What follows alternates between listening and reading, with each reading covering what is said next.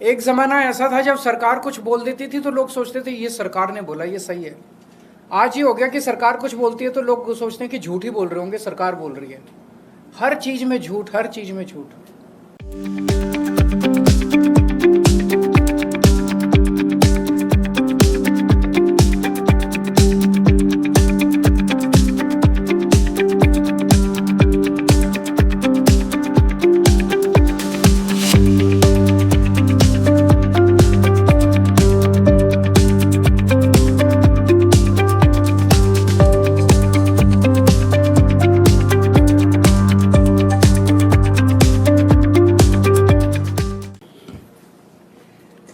आप सब लोगों को मेरा नमस्कार।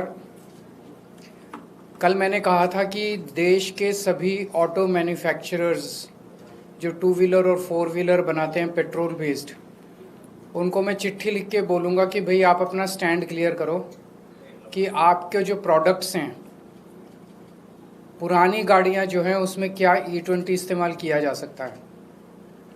तो आज मैं 29 ऑटो मैन्युफैक्चरर्स को चिट्ठी लिख रहा हूँ। चिट्ठियाँ बन गई हैं, बस जब ये पीसी चल रही है तो वो जा रही हैं सबको चिट्ठियाँ। 29 में से 3 लोगों को अलग चिट्ठी लिखी है और बाकी 26 को अलग लिखी है। 3 वो लोग हैं, मारुति, टोयोटा किर्लोस्कर और हीरो, जिन्होंने 4 जुलाई को सरकारी प्रेस कॉन्फ्रेंस में कहा था कि पुरानी गाड़ियों में अगर E20 इस्तेमाल किया जाए तो सेफ है। थोड़ी सी माइलेज गिरती है 3-4-5%, लेकिन कोई नुकसान नहीं होता गाड़ी को। तो इन लोगों को अलग से चिट्ठी लिखी है।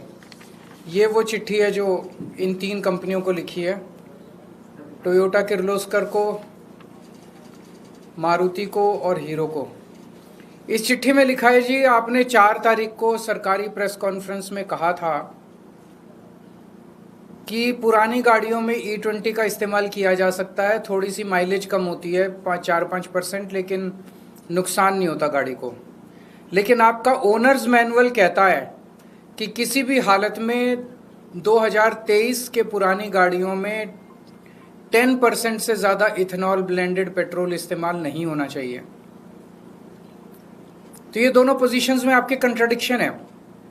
आपका पब्लिश्ड मैनुअल जो कि एक एग्रीमेंट है कंज्यूमर और आपके बीच में, वो कुछ कहता है और आपके रिप्रेजेंटेटिव सरकारी प्रेस कॉन्फ्रेंस में जाके कुछ कहते हैं। ये कोई माइनर मिस्टेक या डिस्क्रिपेंसी नहीं है। तो आपकी एक्चुअल पोजीशन क्या है, आप रिटर्न में पब्लिक करिए। इस चिट्ठी लिखने के 1 हफ्ते में आप क्लियर जवाब दीजिए कि क्या पुरानी गाड़ियों में E20 पेट्रोल इस्तेमाल किया जा सकता है, क्या उसकी वजह से केवल 4-5% ही माइलेज कम होती है और क्या उसकी वजह से कोई नुकसान नहीं होता। अगर ऐसा है तो उनसे 2 प्रश्न पूछे हैं कि अगर किसी की 5% से 10% से ज़्यादा माइलेज लॉस हुआ तो क्या आप उस कंज्यूमर को कॉम्पेंसेट करेंगे। अगर E20 इस्तेमाल करने से अगर किसी कंपोनेंट को नुकसान हुआ तो क्या उस कस्टमर को कंपोनेंट का हर्जाना दिया जाएगा। ये चिट्ठी इन 3 कंपनियों को भेजी है।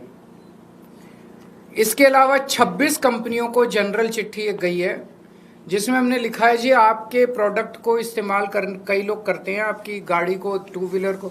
ये वो जनरल चिट्ठी है जो सबको गई है। तो आप अपना स्टैंड क्लियर कीजिए। इस टाइम काफ़ी कंट्रोवर्सी चल रही है E20 को लेके। आप अपना स्टैंड क्लियर कीजिए कि आपका प्रोडक्ट जो मार्केट में है, क्या वो प्रोडक्ट E20 पुरानी गाड़ियाँ 2023 के पहले की गाड़ियाँ, क्या वो E20 इस्तेमाल कर सकता है, क्या उसकी वजह से माइलेज कम होगी, कम होगी तो कितनी होगी, और क्या उसकी वजह से कोई नुकसान होगा। अगर आप कहते हो कि E20 सेफ है तो क्या माइलेज कमी का नुकसान को आप भरपाई करोगे और क्या कंपोनेंट के नुकसान की आप भरपाई करोगे। ये चिट्ठियाँ हमने सबको लिखी है। मैं उम्मीद करता हूँ कि सारी कंपनियाँ, बिकॉज़ ये बहुत क्रिटिकल मामला है सभी कंज्यूमर्स के लिए, सारी कंपनियाँ इसका जवाब देगी। हमने उम्मीद की है कि 1 हफ्ते के अंदर वो सब लोग इसका जवाब देंगे, क्योंकि सबके ओनर मैनुअल कुछ कहते हैं और पब्लिकली कुछ कंपनियों ने वो कहा है। प्लस कल मैं कुछ पेट्रोल पंप्स पे जाऊंगा, कुछ सर्विस सेंटर्स पे जाऊंगा और कुछ मिस्त्रियों के यहाँ जाऊंगा लोगों से बात करने के लिए। लोग क्या कहते हैं? सरकार तो अड़ी हुई है, जिद पे अड़ी हुई है कि हम E20 थोपेंगे सबके ऊपर। जनता क्या कहती है? सरकार कहती है सेफ है, कुछ नहीं होता, थोड़ी बहुत माइलेज कम होती है, इसकी वजह से कोई नुकसान नहीं हो रहा। जनता क्या कह रही है? जनता का क्या एक्सपीरियंस है? बीच में ये जनता को एंटी नेशनल कहना शुरू कर देते हैं, कोई लॉबिंग कहना चालू कर देते हैं। अब तो ये देख रहे हैं कि इनके ही अपने बड़े बड़े ब्लॉगर, बीजेपी वालों के ही बड़े बड़े इन्फ्लुएंसर, वो ही इनको गालियां दे रहे हैं सोशल मीडिया के ऊपर। तो इस तरह से 140 करोड़ जनता को एंटी नेशनल बोलना, टेररिस्ट बोलना, आतंकवादी बोलना, ये सही नहीं है। जब जनता अक्रॉस पार्टी लाइंस, अक्रॉस वो दुखी है, तो एक जिम्मेदार सरकार की जिम्मेदारी है कि वो जनता की आवाज़ को सुने, क्योंकि इनका ये decision, this is against science, this is against logic, this is against engineering. तो जाहिर तौर पे ये पब्लिक इंटरेस्ट में तो नहीं है, ये किसके इंटरेस्ट में है ये अभी समझ नहीं आ रहा हम लोगों को। अगर आपके कोई प्रश्न है तो बता दीजिए। सर्विस सेंटर जाएंगे तो आप वहाँ पे जो लोग काम कर रहे हैं उनसे भी बात करेंगे? उनसे भी बात करेंगे, कंज्यूमर से भी बात करेंगे, सबसे बात करेंगे।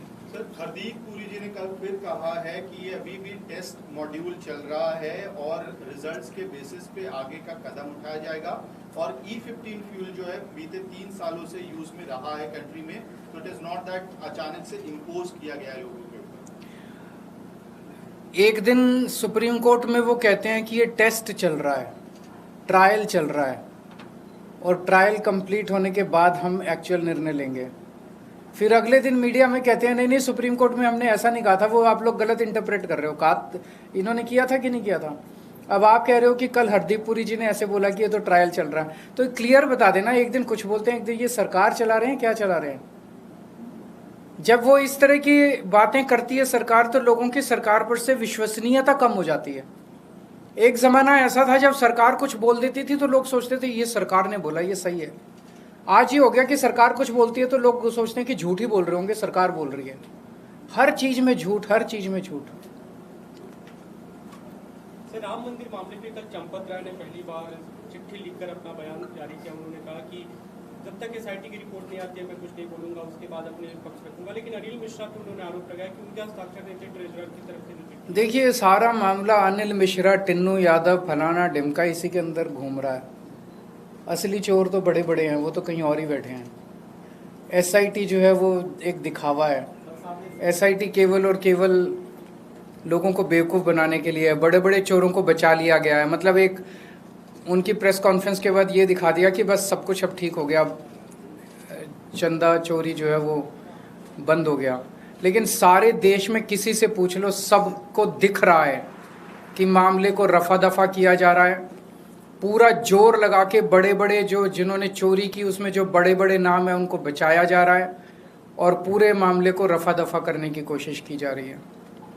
सर, सिविक सेंटर में जो इतनी सारी बेसमेंट में कार्स जो मिली है, उसको लेके क्या कहना चाहेंगे सर आप?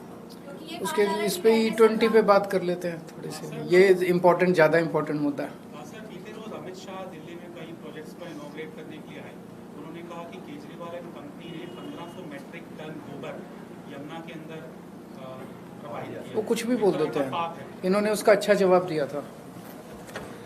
देखिए, ये बड़ी दुर्भाग्य की बात है कि देश के होम मिनिस्टर जो महीने में एक बार दिल्ली की मुख्यमंत्री और जल मंत्री के साथ मीटिंग करते हैं यमुना को लेके, उन्होंने कल कहा कि दिल्ली में उन्होंने एक साल में 129 सीवर ट्रीटमेंट प्लांट बना दिए। अभी कौन से ग्रह पे बनाए हैं हमें तो नहीं मालूम।